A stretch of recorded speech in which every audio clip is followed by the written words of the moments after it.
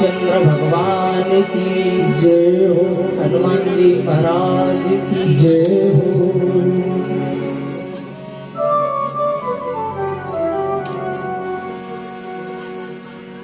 तेहि क्षण राम मध्य धनु तोरा, धरे भवन धुनि घोर कठोरा। कल हमने कथा में सुना कि भगवान शंकर के धनुष का खंडन कर दिया। भगवान शंकर के धनुष को जब राम जी ने तोड़ा तो निज जड़ता लोगन पर डारी, काहू न लखा देख सब ठाड़े। भगवान ने धनुष तोड़ा तो किसी ने भगवान को धनुष तोड़ते हुए नहीं देखा, क्योंकि जो जड़ता थी। अच्छा, भगवान कौन है? भगवान तो ब्रह्म है। और भगवान क्या करते हैं कि भगवान जड़ को चैतन्य कर देते हैं और चैतन्य को समय आने पर जड़ कर देते हैं। जब भगवान बांसुरी बजाते हैं, जब भगवान श्री कृष्ण बांसुरी बजाते हैं तो भगवान की बीड़ा को सुन करके यमुना मैया पर्वत के समान हो जाती है, और जो पर्वत है वो यमुना के समान प्रवाहित होने लगते हैं। ऐसी भगवान की महिमा है, क्योंकि भगवान तो ब्रह्म है। भगवान चैतन्य को जड़ और जड़ को चैतन्य कर देते हैं। अब भगवान ने धनुष तोड़ा तो धनुष भंगे सुन करके तेहि अवसर सुनी, तेहि अवसर सुनी सेव धनु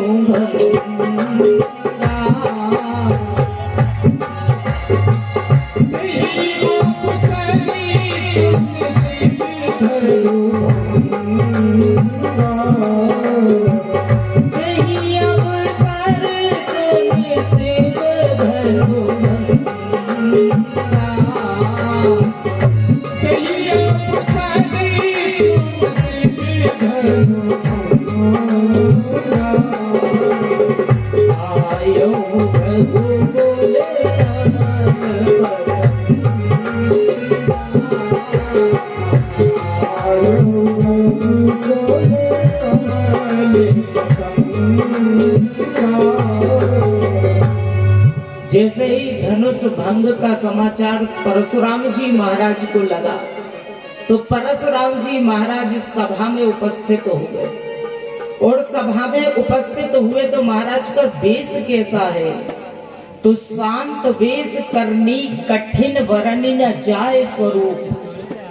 परशुराम जी का शांत स्वभाव जो है वो शांत है, लेकिन इनकी जो करनी है वो बड़ी कठिन है। इनकी करनी से जितने भी राजा विद्यमान थे वो सब इनकी करनी को जानते थे।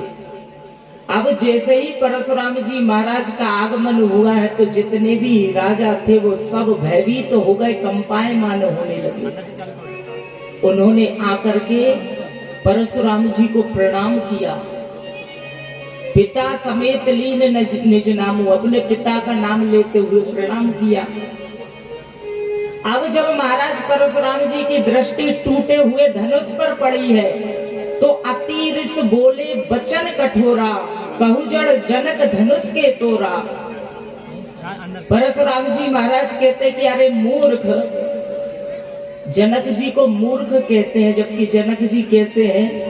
जनक जी परम वैरागी है, जनक जी के हृदय में वैराग्य है। लेकिन परशुराम जी कहते कहु जड़ जनक धनुष के तोड़ा, ये धनुष किसने तोड़ा है?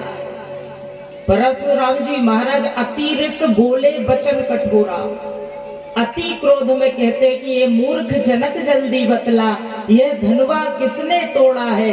इस भरे स्वयंवर में आकर सीता से नाता जोड़ा है, जल्दी उसकी सूरत बतला वरना चौपट कर डालूंगा। है जहां तलक ये राज तेरा, सब उलट पुलट कर डालूंगा। अति रिस बोले बचन कठोरा, अति सर्वत्र वर्जयेत्। अति किसी भी चीज की अच्छी नहीं होती महाराज। इधर महाराज क्योंकि एक अति के कारण दूसरी अति उत्पन्न हो जाती है। जब जनक जी अति ऋष बोले वचन कठोरा, जनक जी ने जब अति क्रोध किया तो जनक जी महाराज अति डर गए। अति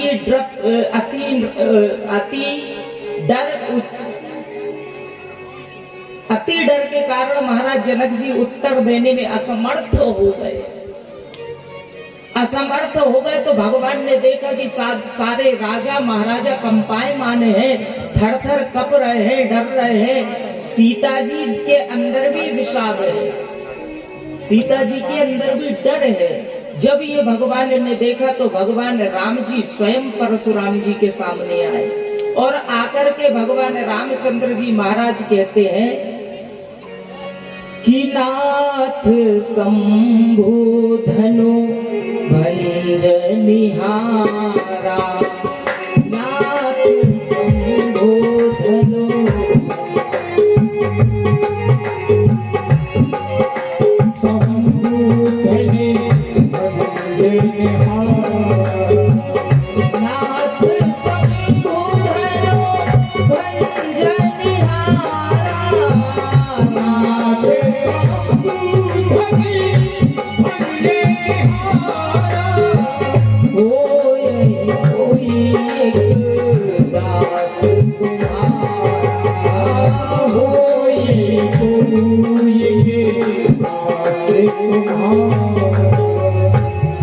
भगवान रामचंद्र जी महाराज बड़ी विनम्रता में कहते हैं कि प्रभु, ये जो शंकर जी का धनुष है, इस धनुष को तोड़ने वाला कोई आपका ही एक दास होगा। रामचंद्र जी महाराज कहते कि महाराज, शिव धनुष तोड़ने वाला भी कोई शिव का प्यारा होगा, और जिसने साप राध किया वह दास आपका ही होगा। जिसने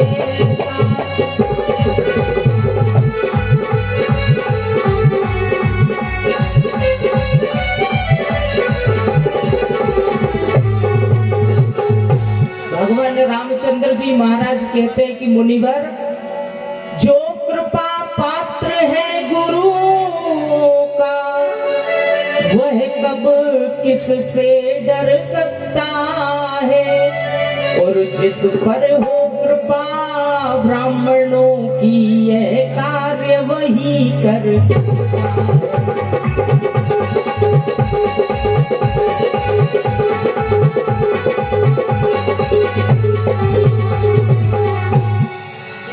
क्योंकि भगवान ने कहा कि जिस पर हो कृपा ब्राह्मणों की, तो ब्राह्मण क्या है? तो कहा कि देवाधीनम जगत सर्वम मंत्राधीनम देवता, मंत्र ब्राह्मणस्य आधीनम तस्मात् ब्राह्मण देवता। ब्राह्मण जो है वो साक्षात ईश्वर का स्वरूप बताया गया है। पर कौन सा ब्राह्मण होना चाहिए? ब्राह्मण कौन सा होना चाहिए? जो गौ, गंगा, गीता, गायत्री और गोविंद का सेवन करने वाला जो ब्राह्मण होता है, वो ब्राह्मण पूज्यनीय है। और ऐसे ब्राह्मण की यदि कृपा हो गई तो जीवन में परमात्मा की प्राप्ति होती है। अब भगवान ने कहा कि नाथ शंभु धनु भंजनिहारा, ओ यही कोई एक दास तुम्हारा, आपका ही कोई एक दास होगा। तो परशुराम जी महाराज ने कहा कि दास का कर्म तो सेवा करने का होता है भैया, दास का कर्म सेवा करने का होता है। अब जब भगवान की बात परशुराम जी के समझ में नहीं आई तो लक्ष्मण जी ने भगवान से कहा, बोलिए बाल कृष्ण लाल की। पूज्य बहन जी का आगमन हुआ है, एक बार करतल ध्वनि से उनका स्वागत।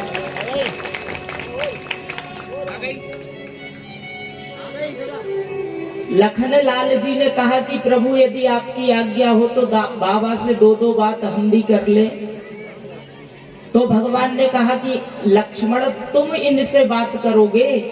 तो लक्ष्मण जी महाराज कहते हैं कि प्रभु इन्हें आपकी भाषा समझ में नहीं आती, और ये महाराज जिस भाषा में बात कर रहे हैं ये भाषा आप बोल नहीं सकते, इसलिए यदि आप आज्ञा दें तो महाराज से हम बात करें। लक्ष्मण जी महाराज आगे आए। लक्ष्मण जी महाराज ने आकर के कहा कि महाराज बहुधनु ही तोरी लड़काई, कबहु ना असुर कीन गुसाई। हमने बचपन में बहुत सारी धनुओं को तोड़ा है, पर पहले आपने कभी हमारे ऊपर इतना क्रोध नहीं किया। तो परशुराम जी महाराज कहते हैं कि ये साक्षात भगवान शंकर का धनुष है, ये कोई सामान्य धनुष नहीं है, और तुम इस धनुष को धनु ही के समान बताते हो, ये कोई साधारण धनु ही नहीं है। तो लक्ष्मण जी महाराज कहते हैं कि बाबा जी हम भी आपको यही समझाने का प्रयास कर रहे हैं, जैसे ये धनुष साधारण नहीं है वैसे ही इसको तोड़ने वाले भी साधारण नहीं है। इस धनुष को तोड़ने वाले भी साक्षात ब्रह्म है। बहु धनु ही तोरी लड़काई, कबहु ना असुर कीन गुसाई। तो लक्ष्मण जी ने बहुत सी धनुएं कब तोड़ी थी? लक्ष्मण जी ने पहले धनुएं कब तोड़ी थी? पहले कब धनुष को तोड़ा था और लक्ष्मण परशुराम जी को क्रोध नहीं हुआ? तो परशुराम जी महाराज ने एक बार बहुत से राजाओं को जीत करके उनके धनुष छुड़ा करके एकत्रित कर लिए, एक जगह पर धनुष का ढेर लगा दिया। जब धनुष का ढेर लगा दिया परशुराम जी महाराज ने, तो ये पृथ्वी उन धनुष के भार से दबने लगी। पृथ्वी दबने लगी तो पृथ्वी ने मां का रूप बनाया, और जो लक्ष्मण जी है वो शेष के अवतार है। शेष के अवतार है तो लक्ष्मण जी महाराज ने बालक का रूप बनाया, और पृथ्वी माता और शेष नाग दोनों पहुंच गए परशुराम जी के पास। और परशुराम जी के पास जाकर के पृथ्वी माता ने कहा, जो मां बनी थी पृथ्वी माता ने कहा कि महाराज ये मेरा जो बालक है बड़ा उद्दंड है, इसलिए मैं चाहती हूँ कि मेरा बालक कुछ दिन आपके पास रहे और शिक्षा ग्रहण करे। तो परशुराम जी ने स्वीकृति दे दी, कहा कि ठीक है। अब परशुराम जी ने जब स्वीकृति दे दी तो माता ने कहा कि पर एक शर्त है महाराज, मेरा ये जो बालक है बड़ा उद्दंड है, बड़ा उत्पाती है, यदि इसने कोई उत्पात कर दिया तो आप इसके ऊपर क्रोधित मत होना। परशुराम जी ने वचन दे दिया। वचन दे दिया तो एक दिन अब परशुराम जी महाराज बाहर भ्रमण के लिए गए। भ्रमण के लिए गए तो आश्रम में धनुष का ढेर लगा था। ढेर लगा था तो शेष रूपी उस बालक ने जितने भी परशुराम जी के धनुष थे उन सब धनुषों का खंडन कर दिया, उन्हें नष्ट कर दिया। परशुराम जी ने आकर के देखा कि सारे धनुष खंडित हो चुके हैं, सारे धनुष को नष्ट कर दिया है, लेकिन वचन में बंधे थे। जो पृथ्वी माता के रूप में गई थी उन्हें वचन दे दिया था कि मैं आपके बालक के ऊपर क्रोधित नहीं होऊंगा। आज परशुराम जी क्रोधित नहीं हुए तो वही शेष अवतार लक्ष्मण जी हैं। आज लक्ष्मण जी महाराज कहते कि बहुधनु ही तोरी लड़काई, कबहु ना असुर कीन गुसाई। महाराज हमने पहले भी बहुत से धनुषों को तोड़ा है, पर आपने पहले इतना क्रोध क्यों नहीं किया? जैसे ही लक्ष्मण जी ने कहा तो परशुराम जी कहते हैं कि रे नृप बालक काल वश बोलक तो ही न समार। अरे राजा के लड़के, तू अपनी बाणी को जरा विचार करके बोल, क्योंकि ये जो धनुष है वो साक्षात भगवान शंकर का धनुष है। बार बार महाराज लक्ष्मण जी को अपना परसा दिखा रहे हैं, फरसा दिखा रहे हैं। लक्ष्मण जी ने कहा कि महाराज मात पिता ऋण भय लीके, गुरु ऋण रहा सोच बड़ जी के, सो हमरे जनी माथे काड़ा, दिन चली गयऊ ब्याज बड़ी बाड़ा। लक्ष्मण जी कहते हैं कि महाराज आप अपने माता पिता के ऋण से तो ऊरण हो गए, लेकिन आपका गुरु ऋण बकाया है जो हमारे माथे पे मड़ा हुआ है। परशुराम जी माता पिता के ऋण से ऊरण कब हुए? एक बार परशुराम जी की माता रेणुका जमदग्नि ऋषि के लिए संध्या पूजन के लिए जल लेने के लिए गई। जल लेने के लिए गई तो वहां पर उन्होंने एक मृग को परिणयबद्ध देख लिया। परिणय आबद्ध देख लिया तो देखने के कारण उन्हें आने में विलंब हो गया। विलंब हो गया तो जमदग्नि ऋषि ने पूछा कि देवी तुम्हें आने में विलंब क्यों हुआ? लेकिन रेणुका ने जो यथार्थ बात थी, जो सत्य बात थी, वो जमदग्नि ऋषि को नहीं बताई। जमदग्नि ऋषि को नहीं बताई। उन्होंने ध्यान लगा करके देखा कि रेणुका को विलंब क्यों हुआ। तो जमदग्नि ऋषि जान गए इनके 4 पुत्र थे। सबसे छोटे पुत्र का नाम था परशुराम, जो भगवान विष्णु के 6वें अवतार हैं।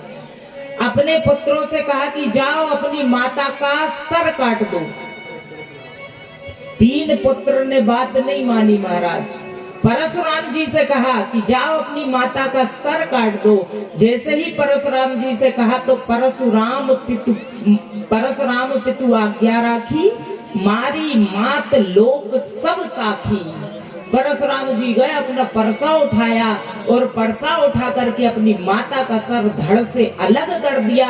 इस प्रकार परशुराम जी अपने पिता के ऋण से ऊरण हुए। अब माता के ऋण से ऊरण कैसे हुए? तो अब जब उनने अपने पिता की आज्ञा रख ली, पिता की बात मान ली और पिता की बात मान करके माता का सर धड़ से अलग कर दिया, तो पिता प्रसन्न हुए और पिता ने कहा कि बेटा वरदान मांगो। वरदान मांगने के लिए जब परशुराम जी से कहा तो परशुराम जी ने कहा कि पिताजी मैं एक ही वरदान मांगना चाहता हूं कि मेरी माता पुनर्जीवित हो जाए और इन्हें इस बात का ज्ञान ना रहे कि मैंने इनका सर काटा था। वरदान मांगा, पिताजी ने आशीर्वाद दिया। उस आशीर्वाद के फल स्वरूप परशुराम जी की माता पुनर्जीवित हो गई। इस प्रकार परशुराम जी मात पिता ऊरण भय नीके, अपने माता और पिता के ऋण से ऊरण हो गए। अब गुरु जी का ऋण कैसे बचा? गुरु के ऋण से ऊरण क्यों नहीं हो पाए? तो परशुराम जी के गुरु है भगवान शंकर, और शंकर जी के यहाँ परशुराम जी महाराज विद्या ग्रहण करते हैं। विद्या ग्रहण करते हैं तो जब इनकी विद्या पूर्ण हो गई तो परशुराम जी ने भगवान भोलेनाथ से कहा कि प्रभु आप गुरु दक्षिणा में कुछ लो। अब भगवान भोलेनाथ तो सहज विरागी हैं, वो क्या लेंगे भैया?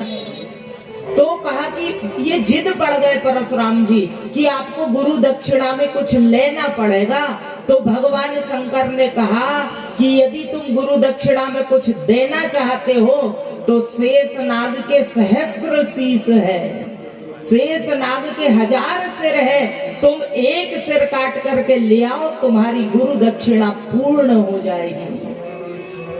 अब परशुराम अब ये जो परशुराम जी महाराज है वो कई बार गए, शेषनाग का सिर काटने के लिए गए, लेकिन अब शेषनाग का सिर कौन काट सकता है? असफल रहे। आज वही शेषनाग जी लक्ष्मण के रूप में अवतरित हुए हैं, और लक्ष्मण के रूप में अवतरित हुए तो परशुराम जी महाराज से कहते हैं कि मात पिता ऊरण भय नीके, गुरु ऋण रहा सोच बड़ जी के, सो हमरे जनु माथे काड़ा, दिन चली गए ब्याज बड़ी बाड़ा। आप माता और पिता के ऋण से तो ऊरण हो गए।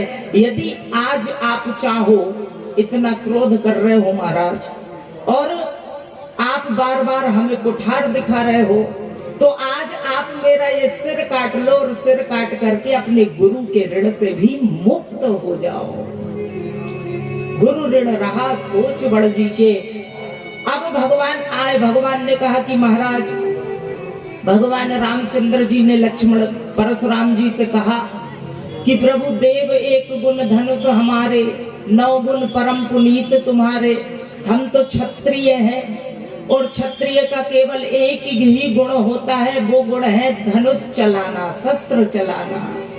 और आपके 9 गुण है, 9 गुण परम पुनीत तुम्हारे, परम और पुनीत 9 गुण है। इसलिए हम तो आपसे सब प्रकार से छोटे हैं। ब्राह्मणों के कौन कौन से गुण हैं? ब्राह्मणस्य तपो ज्ञानम तपः क्षत्रस्य रक्षणम, वैश्यस्य तपो वार्ता तपः शूद्रस्य सेवनम। ब्राह्मणों के शास्त्रों में 6, रामचरितमानस में 9 कर्म बताए हैं। तो 6 कर्म कौन कौन से है? दान लेना, दान देना, यज्ञ करना, यज्ञ कराना, विद्या पढ़ना, विद्या पढ़ना, सत्य तप दया सोच, ये 9 गुण परम पुनीत तुम्हारे। भगवान ने कहा कि राम मात्र लघु नाम हमारा, परशु सहित बड़ नाम तुम्हारा। हमारा नाम तो राम है और आपका परशु सहित बड़ा नाम है। इस प्रकार से आप हमसे सब प्रकार से बड़े हो। भगवान ने कहा, भगवान ने जब इस प्रकार की बात परशुराम जी से कही तो परशुराम जी की जो मति थी वो सुधर गई। परशुराम जी की मति सुधर गई। परशुराम जी के पास एक धनुष था, वो धनुष उन्होंने राम जी को दिया, क्योंकि वो जानते थे कि उन्हें ऐसा प्रतीत होने लगा कि ये साक्षात ब्रह्म है। अब ब्रह्म की परीक्षा के लिए परशुराम जी के पास जो धनुष था वो धनुष उन्होंने भगवान को दिया। तो देत चाप आप ही चली गए हूँ, परशुराम मन विस्मय भय हूँ। परशुराम जी महाराज ने अपना वो धनुष जब भगवान को देने के लिए उद्यत हुए तो वो धनुष स्वयं भगवान के पास चला गया। अब वो धनुष जब भगवान के पास गया तो परशुराम मन विस्मय भय हूँ। परशुराम जी महाराज भगवान रामचंद्र जी से कहते हैं कि प्रभु राम रमापति, राम रमापति कर धन ले हो, राम रमापति कर धन ले हो, जो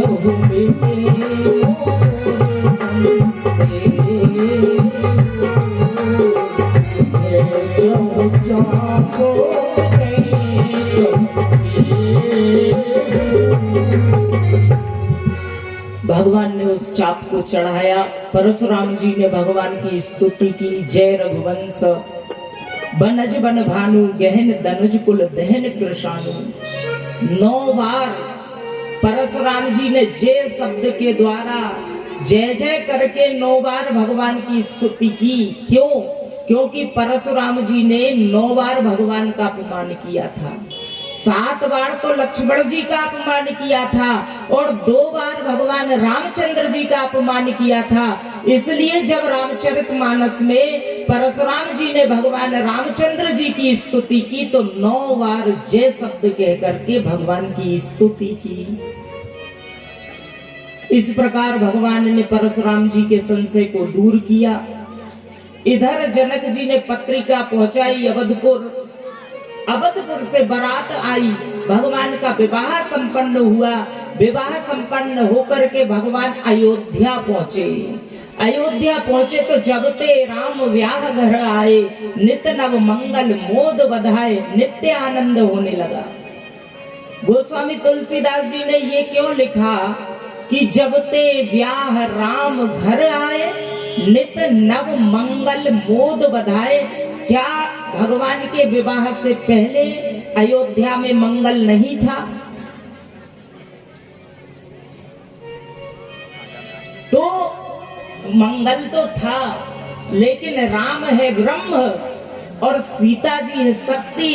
जब ब्रह्म और शक्ति का मिलन हुआ, जब ब्रह्म के साथ शक्ति अयोध्या में पहुंची तो अयोध्या में मंगल होने लगा, आनंद होने लगा। इसलिए गोस्वामी तुलसीदास जी ने लिखा कि जब ते व्याह राम घर आए, नित नव मंगल मोद बधाए। अब आनंद से भगवान चारों भाइयों का विवाह हुआ। सीता जी का भगवान का विवाह जनक नंदिनी जानकी जी के साथ हुआ। कुश केतु की कन्या का विवाह मांडवी का विवाह भरत जी के साथ हुआ। सीता जी की छोटी बहन उर्मिला का विवाह लक्ष्मण जी के साथ हुआ और श्रुत कीरति जी का विवाह शत्रुघ्न जी के साथ हुआ। भगवान का विवाह संपन्न हुआ, राजपाट चलने लगा। एक दिन दशरथ जी ने दर्पण में देखा कि श्रवण समीप भयसित केसा मनहु जरठपन अस उपदेशा। तो जब उन्होंने देखा ये जब कान के बाल सफेद होने लगे तो समझ जाना चाहिए कि बुढ़ापे ने दस्तक देती है, हमारा शरीर हमें उपदेश देता है। जब श्रवण समीप भय श्रुत केसा, जब दशरथ जी के कान के बाल सफेद हुए तो उन्हें ये आभास हो गया कि अब मेरा बुढ़ापा आ गया है। लेकिन आज के युग में तो आदमी पूरे सफेद हो जाते हैं तो भी उनको वैराग्य नहीं होता, तब भी वो संसार में लगे रहते हैं, गृहस्थ में लगे रहते हैं। अब दशरथ जी ने मन में विचार किया कि अब मैं राम को युवराज बना देता हूँ। भगवान के राम राज्य की तैयारी हुई। भगवान के राम के राज्य की जब तैयारी हुई तो ये सारे अवधपुरी में तो मंगल है, लेकिन विघ्न मनावहि देव को चाली। ये जो देवता है ना वो विघ्न मनाते हैं कि कहीं राम जी का राज्य अभिषेक ना हो जाए, क्योंकि भगवान का जन्म बोलिए वृंदावन बिहारी लाल की, सम्माननीय दादाजी का आगमन हुआ है। तो विघ्न मनावहि देव को चाली, देवता विघ्न मनाते हैं कि राम का राज्य अभिषेक ना हो जाए। तो सरस्वती मैया को बुलाया। सरस्वती मैया से कहा कि देवी तुम ऐसा कोई उपाय करो जिससे राम जी का राज्य अभिषेक ना हो। तो सरस्वती मैया देवताओं से कहती है कि ऊंच निवास नीच करतूती, देख न सकई पराई विभूति। देवताओं तुम्हारा स्थान तो बड़ा ऊंचा है, लेकिन तुम राम जी के दूसरे की विभूति को तुम नहीं देख सकते। और सरस्वती जी जो है ना वो रामोपासक है। भगति हेतु विधु भवन बिहाई, सुमिरत सारद आवत धाई। जहाँ पर राम जी की कथा होती है वहां पर सरस्वती मैया दौड़ करके आती है। भगति हेतु विधि भवन बिहाई माने ब्रह्मा जी के घर को छोड़ के दौड़ पड़ती है। सरस्वती जी से कहा तो सरस्वती जी ने नाम मंथरा मंदमती चेरी के कई चेर, अजस पिटावी ताही कर गई गिरामती फेर। अब ये मंथरा कौन है? मंथरा बृहदस्रव की पुत्री है और केकई जो है वो अश्वपति की पुत्री है। कश्मीर के राजा की पुत्री है केकई और कश्मीर के राजा का एक भाई है जिसका नाम है बृहदस्रव, उसकी पुत्री है मंथरा। मंथरा बड़ी रूपवान थी, बड़ी रूपवान थी। तो ये चाहती थी कि मेरा ये जो रूप है वो हमेशा बना रहे, तो ये औषधियों का प्रयोग करती थी। औषधियों का प्रयोग करती थी। तो एक दिन इसने औषधि को पान कर लिया। औषधि के पान करने से मंथरा कुरूप हो गई। अब कुरूप हो गई तो लोग उसका उपहास करने लगे, लेकिन केकई मंथरा को बड़ा प्रेम करती थी, प्रेम करती थी। तो केकई ने मंथरा को अपने साथ अयोध्या लेकर के आ गई। ये केकई मंथरा जो है वो पूर्व जन्म में प्रहलाद के पुत्र विरोचन की पुत्री थी। अब विरोचन ने देवताओं पे चढ़ाई की, देवताओं पे चढ़ाई की, सारा राजपाट ले लिया। सारा राजपाट विरोचन ने ले लिया। तो देवता ब्राह्मण बन करके आए। देवता ब्राह्मण बन करके आए तो भिक्षा के लिए गए। तो विरोचन से देवताओं ने भिक्षा में उसकी आयु मांग ली। आयु मांग ली तो विरोचन मर गया। विरोचन मर गया तो विरोचन की जो पुत्री है मंथरा, वो असुरों को इकट्ठा किया उसने और देवताओं पर चढ़ाई कर दी। देवताओं पर चढ़ाई की तो देवता भयभीत होने लगे। भगवान नारायण ने आदेश किया इंद्र को आदेश किया कि इसे मार दो। इंद्र ने वज्र से प्रहार किया और वज्र के प्रहार से विरोचन की पुत्री नीचे गिरी। उसके मन में भगवान विष्णु से प्रतिशोध की भावना थी, बदला लेने का भाव था, और यही भाव के साथ वो विरोचन की पुत्री मृत्यु को प्राप्त हो गई। आगे चल के उसका जन्म मंथरा के रूप में हुआ, और उसने आज मंथरा के रूप में जन्म लेकर के जो भगवान नारायण के अवतार है राम, उनसे अपनी मृत्यु का बदला लिया।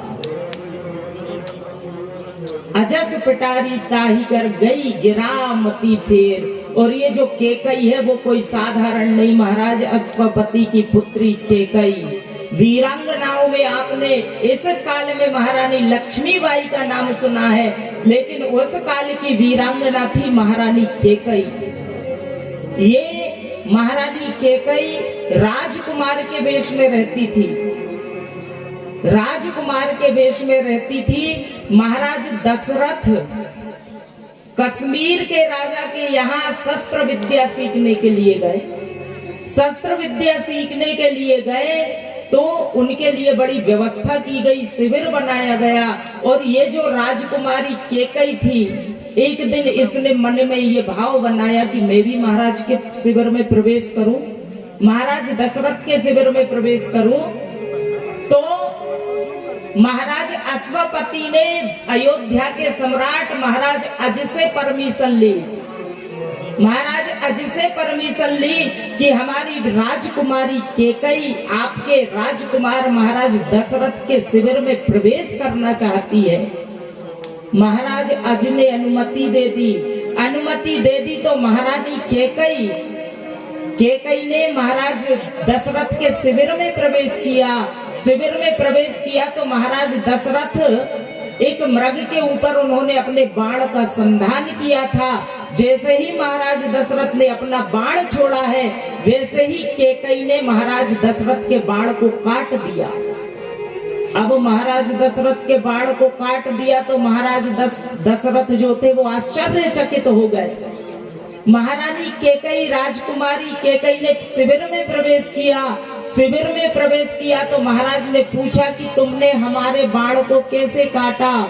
तो महाराज दशरथ कहते हैं कि महारानी कहती है, राजकुमारी केकई कहती है कि महाराज आप जिस मृग को मार रहे थे वो परिणय आबद्ध था, और हमारे यहाँ का कानून है, हमारे देश का नियम है कि यहाँ पर परिणय आबद्ध जीव को नहीं मारा जाता, इसलिए मैंने आपके बाण को काट दिया। अब महाराज दशरथ राजकुमारी केकई के पराक्रम पर प्रसन्न हो गए। महाराज दशरथ ने विवाह का प्रस्ताव रख दिया। विवाह का प्रस्ताव रखा तो राजकुमारी महाराज अश्वपति के पास विवाह का प्रस्ताव भेज दिया। महाराज अश्वपति तैयार हो गए। महाराज राजकुमारी केकई से कहा कि महाराज दशरथ आपके साथ विवाह करना चाहते हैं। तो महारानी केकई ने राजकुमारी केकई ने दशरथ जी के सामने शर्त रख दी, आपके साथ तभी विवाह करूंगी जब आप मुझे एक वरदान दो, वचन दो। दशरथ जी ने कहा कि राजकुमारी कौन सा वचन चाहिए? तो राजकुमारी केकई कहती है कि महाराज आप मुझे वचन दो कि मेरे गर्भ से जो पुत्र जन्म लेगा आप उसी पुत्र को अयोध्या का राजा बनाएंगे। महाराज दशरथ जी ने वचन दे दिया। आगे चल करके महाराज दशरथ केकई को महाराज दशरथ जी राजकुमारी केकई का विवाह करके अयोध्या लेकर के आए। अयोध्या लेकर के आए तो अब महाराज दशरथ देवासुर संग्राम के लिए जा रहे हैं। महाराज दशरथ देवासुर संग्राम के लिए जा रहे हैं तो महारानी कौशल्या ने दशरथ जी को तिलक करके उनकी आरती करी। सुमित्रा जी ने महाराज दशरथ के तिलक लगा करके आरती करी। अब महारानी केकई दिखाई नहीं दी। क्षत्रिय राजा जब युद्ध के मैदान में जाते थे तो उनकी जो पत्नियां होती थी, जो रानियां होती थी, वो अपने पति की सौभाग्य के रक्षा के लिए उनको तिलक करके उनकी आरती उतारती थी ताकि हमारे पति का सौभाग्य अटल रहे। अब कौशल्या जी ने दशरथ जी की आरती उतारी, तिलक किया। सुमित्रा जी ने दशरथ जी की आरती उतारी, तिलक किया। महारानी केकई दिखाई नहीं दी। दशरथ जी ने पूछा कि महारानी केकई कहाँ है, तो महारानी केकई अपने हाथ में तलवार लिए कवच धारण करके महाराज दशरथ के सामने खड़ी हो गई। महारानी केकई कहती है कि महाराज, मैं इस तिलक और आरती में विश्वास नहीं रखती। मैं अपने पति की रक्षा करना, मैं अपने सौभाग्य की रक्षा करना स्वयं जानती हूँ। और महारानी केकई महाराज दशरथ के साथ रथ में सवार होकर के देवासुर संग्राम के लिए चल गई। अब देवासुर संग्राम के लिए महारानी केकई जा रही है तो महारानी केकई ने सारथी से पूछा कि भैया, यदि रथ का एक पहिया निकल जाए तो तुम एक रथ पे, एक पहिए पे रथ चलाने में सक्षम हो कि नहीं? तो सारथी ने मना कर दिया कि महारानी, मैं एक पहिए पे रथ चलाने में सक्षम नहीं हूँ। तो महारानी केकई ने कहा तो फिर तुम पीछे बैठ जाओ। सारथी को महारानी केकई ने पीछे किया, स्वयं उस रथ की डोर को पकड़ करके बैठ गई। आगे चल के यही हुआ। आगे चल के महाराज दशरथ के रथ का पहिया निकल गया, पहिए की कील निकल गई। तो महारानी केकई ने रथ हाँकते हुए अपने एक उंगली उस कील की जगह पे लगा दी और उस रथ को गंतव्य तक पहुंचाया। इस प्रकार महारानी केकई वीरांगना थी, युद्ध क्षेत्र में पहुंची तो रावण ने महाराज दशरथ को बाण मार दिया। बाण मार दिया तो महारानी केकई रावण को ललकारते हुए कहती है कि अरे मूर्ख, तूने धोखे से महाराज को बाण मार के घायल कर दिया है। यदि मैं चाहूं तो अभी तुझे नष्ट कर सकती हूँ, लेकिन अभी मेरे पति बीमार है। मेरा पहला धर्म है कि मैं अपने पति के प्राणों की रक्षा करूं, उनका इलाज करूं। केकई ने ले जा करके गुप्त स्थान पे महाराज दशरथ का इलाज किया, शल्य चिकित्सा की, ऑपरेशन कर दिया। वैद्य भी थी, कुशल राजनीतिज्ञ भी थी और वीरांगना भी थी। इस प्रकार महारानी केकई ने कई दिनों तक महाराज का उपचार किया। उपचार से प्रसन्न होकर के महाराज दशरथ ने कहा कि देवी, आज मैं आपसे प्रसन्न हूँ, 2 वरदान मांगो। और उन्हीं 2 वरदान के कारण भगवान रामचंद्र जी को तापस वेश विशेष उदासी 14 वर्ष राम वनवासी, भगवान रामचंद्र जी को वनवास प्राप्त हुआ। भगवान को वनवास हुआ। गंगा केवट ने गंगा पार कराया। भरद्वाज वाल्मीकि ऋषि के आश्रम में गए। पंचवटी में भगवान ने निवास किया। सीता जी का हरण हुआ। भगवान ने हनुमान जी को लंका में पहुंचाया, लंका का विनाश किया। अंगद को भगवान ने लंका में पहुंचाया। अंगद को पहुंचाने के बाद भगवान राम ने रावण, कुंभकर्ण, मेघनाद आदि का संहार किया और भगवान लौट करके अयोध्या में आए और आकर के भगवान का राज्य तिलक हुआ। बोलिए राजा रामचंद्र भगवान। आदौ राम तपोवनादि गमनम हत्वाम्रम कांचनम वेदैहि हरणम जटायु मरणम सुग्रीवत् संभाषणम बाली निग्रहणम समुद्र तरणम पुरी लंका दहनम पश्चात रावण कुंभकर्णादि हन्नम एतादि रामायणम। बोलिए राजा रामचंद्र भगवान। 2 बार राम नाम संकीर्तन। इन्हीं शब्दों के साथ अपनी वाणी को विराम। ओ राजा राम राम राम सीता राम राम राम, राजा राम राम राम सीता राम राम राम, राजा राम राम राम सीता राम राम राम, राजा राम राम राम सीता राम राम, राजा राम राम राम सीता राम राम राम, राजा राम राम राम सीता राम, राजा राम राम राम सीता राम राम राम, राजा राम राम राम सीता राम राम, राजा राम राम राम सीता